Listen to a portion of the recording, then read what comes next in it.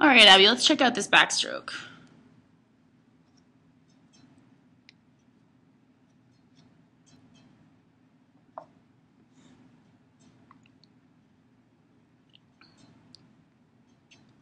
All right, definitely a really nice, long, smooth, fluid backstroke. You have a little bit of side to side because you're not rotating your hips and shoulders together. You can see there's a little bit of side to side rotation. Hand entry position looks great. Crossing over a teeny bit with your right hand, just make sure it's going in line or outside of your shoulders, and really work that rotation. I'm just going to pause you as you come through your stroke. So you can see here, as you're coming through, you're trying to already rotate back. Your legs aren't quite ready to rotate, and you're rotating at different times. The same point in the stroke, you can see that Natalie's still fully on her side. Opposite hand is getting that catch. Shoulder shrugged right up against her cheek. So you want to really work that rotation. It gives you a lot of power as you switch side to side, and also really adds some power to your stroke underwater. As we switch to the underwater camera, you'll probably see some of that underwater as well. Make sure that head slid back right in between your arms. You don't need to have your head quite so high. It's going to lift your hips and get your feet closer to the surface of the water. All right, so you can see that everything that you're doing is really nice and long and fluid. I think you could use a little bit more pep to your stroke, and a lot of that's going to come with the rotation.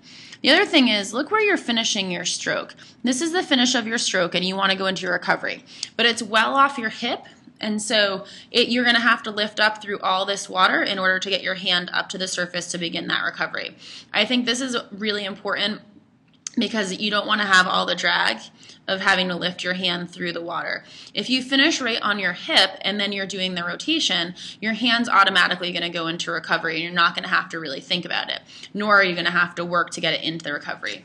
At this point, you're trying to work a little bit to get up through all that water into the recovery portion of your stroke. I think the rotation is really, really important. We'll watch as you go through the stroke cycle. At this point, I would love to see you on your side, almost seeing all of your back. Then we'll set you up in the screen, your right hand entering. So you can see here your right hand is starting to enter. And because you're not rotated too far, you're pretty shallow.